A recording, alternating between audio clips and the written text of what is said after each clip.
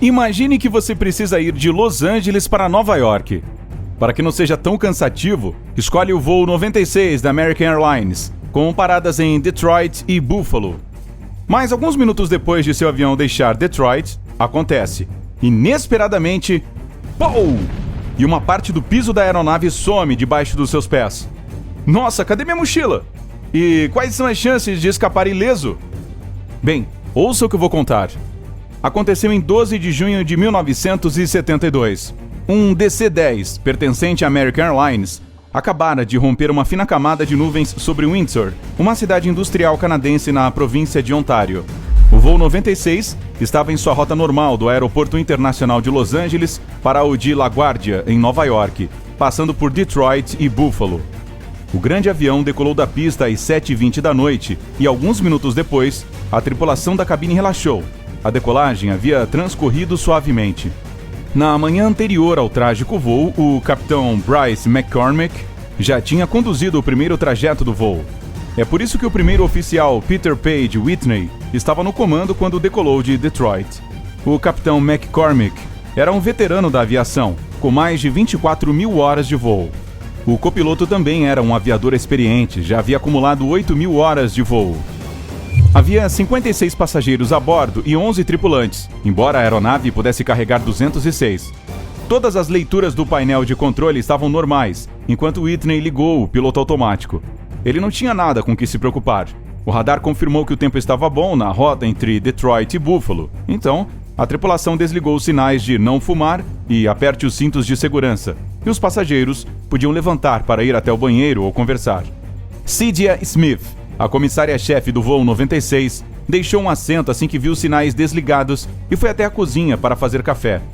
E exatamente naquele momento aconteceu. De repente, uma poderosa explosão a derrubou. Paralisada de horror, a mulher viu as portas da cozinha se abrirem, grandes pedaços de painéis de teto caindo sobre a cabeça dos passageiros e um denso nevoeiro branco enchendo a cabine. Ela deve ter ficado ensurdecida pela explosão e não podia ouvir os gritos de pânico e confusão. No cockpit, os pilotos foram violentamente empurrados para trás. O capitão McCormick pensou por um momento que acabara de colidir com outro avião no ar. O cockpit se encheu rapidamente de um pó cinza escuro que cegava os homens e não os deixava respirar. Mas o capitão estava errado. A verdadeira razão por trás da catástrofe era muito diferente, mas não menos grave. Inexplicavelmente, uma porta do compartimento de carga tinha sido destruída menos de 5 minutos após a decolagem, deixando um buraco aberto no lado do avião. Mas isso não foi o pior. A abertura do buraco liberou o ar pressurizado em uma explosão poderosa que arrancou uma seção maciça do piso na cabine de passageiros. Isso não é tudo. O buraco estava bem acima do corte na fuselagem, o que significava que os passageiros sentados ao lado da abertura podiam ver a terra, paisagem, milhares de metros abaixo. Os ventos com a força de um furacão varriam a cabine. Um dos membros da tripulação de cabine, Beatrice Copeland, ficou presa sob a porta desmoronada, inconsciente. Outra comissária de bordo quase foi sugada e conseguiu escapar apenas graças à sua rápida reação. Quando o avião desapareceu sob seus pés, ela percebeu que logo atrás dela havia uma porta de metal do banheiro e conseguiu entrar e trancá-la. Os passageiros gritaram quando o avião deu um puxão para a direita e despencou centenas de metros para baixo. A tripulação da cabine viu uma neblina estranha se formando dentro da cabine e percebeu que era o resultado da despressurização. Com medo crescente, também entendeu que as máscaras de oxigênio não iam cair, pois o avião ainda não tinha alcançado uma altitude de 14.000 pés, 4.200 metros. Por isso, um dos comissários de bordo pegou um cilindro de oxigênio e começou a oferecê-lo aos passageiros. Mas os pilotos ainda não sabiam do buraco no chão da cabine. Assim que a visibilidade se tornou um pouco melhor, o capitão só teve alguns segundos para assumir o controle do avião. O maior problema era que o DC-10 tinha uma peculiaridade. Não tinha um sistema de backup que permitisse a operação manual se o sistema hidráulico fosse danificado. Naquele momento, as pessoas a bordo da aeronave avariada ainda não sabiam o quão sortudas eram por terem McCormick como piloto, já que, por ser curioso sobre alguns dos recursos do DC-10, passou horas em um simulador de voo. Ele havia testado repetidamente como salvar um avião se o sistema hidráulico falhasse. Como resultado, aprendeu a fazer isso manipulando os motores de tal forma que permitissem virar a aeronave ou mesmo empurrar o nariz para cima e para baixo. O capitão descobriu que, embora os motores 1 e 3 nas asas respondessem a seus comandos, ele não podia mover os controles do motor 2. Mas ao retornar o controle dos motores nas asas, tinha minutos preciosos para decidir seu curso de ação. E descobriu que o avião não poderia virar mais de 15 graus em qualquer direção. Mais 1 grau e a máquina iria girar.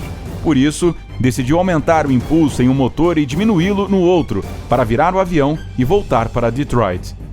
McCormick sabia que precisaria dar prioridade para aterrissar e entrou em contato com a torre de controle do aeroporto de Detroit. É o voo 96 da American Airlines. Nós temos uma emergência. Ele também avisou o controlador que eles estariam descendo muito devagar e com cautela, porque não era possível controlar de fato a direção da descida. O maior desafio que McCormick precisava enfrentar naquele momento era desacelerar o avião. Aproximando-se da pista a uma velocidade de 300 km por hora, a aeronave não tinha muita chance de resistir ao pouso. 20 minutos depois de o voo 96 ter saído de Detroit, voltou ao radar da torre de controle. O primeiro oficial Whitney estava monitorando a taxa de descida, calculando os números, e sua voz soava mais alarmada a cada segundo que passava. O avião estava se movendo de forma muito rápida e muito íngreme. No início estava descendo a 91 metros por minuto, mas como estavam desacelerando, a taxa de descida estava ficando cada vez mais alta. 152 metros por minuto, 213 metros por minuto e, por fim, 460 metros por minuto. Agora não estavam mais descendo, e sim caindo. A única coisa que McCormick poderia fazer para salvar a aeronave e sua valiosa carga era acelerar. E foi o que ele fez. A taxa de descida diminuiu para 244 metros por minuto, mas a velocidade disparou de novo para 300 km por hora. Quando a aeronave pousou, ainda estava se movendo incrivelmente rápido, mas o pior foi que estava se movendo em direção ao prédio do terminal principal. Algo tinha que ser feito rapidamente, caso contrário, teríamos uma colisão. Milagrosamente, Whitney conseguiu devolver o avião à pista, com 2 conjuntos de rodas na pista e os outros 2 fora. Ele finalmente parou a apenas 270 metros do final da pista e o capitão ordenou o desligamento dos motores. A tripulação da cabine ajudou os passageiros a evacuar. Com o auxílio de saídas de emergência, todos os 56 ocupantes foram retirados em apenas 30 segundos. O capitão McCormick e o passageiro oficial Whitney foram os últimos a sair. Todas as 67 pessoas a bordo estavam vivas, com apenas lesões não muito graves em 9 passageiros e 2 tripulantes.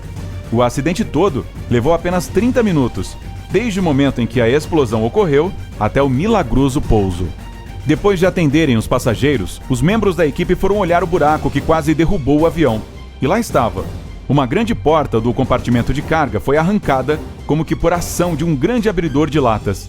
Ninguém conseguia entender como e por que isso aconteceu a uma altitude de 3.600 metros. Mas, no mesmo dia, a porta desaparecida foi localizada em um milharal não muito longe de Windsor, e os investigadores chegaram a uma conclusão chocante. Acontece que a porta estava fechada quando o avião decolou, mas não trancada. Naturalmente, à medida que a aeronave subia, a pressão do ar no interior aumentava e, finalmente, a porta de carga não suportou mais a pressão e explodiu. Além disso, você se lembra do pedaço que faltava no chão da cabine de passageiros? Bem, isso não teria acontecido se houvesse aberturas de escape de pressão no chão. Elas teriam permitido que o ar fluísse e o chão não teria rasgado. Foi uma falha de design que levou a consequências tão dramáticas. O que você achou de mais chocante nessa quase catástrofe? Dê sua opinião nos comentários. Se aprendeu algo novo hoje, curta o vídeo e compartilhe-o com um amigo. Ei, não vai embora ainda! Temos mais de 2.000 vídeos legais para você conferir. É só escolher o da esquerda ou da direita, clicar e curtir. Fique no lado incrível da vida!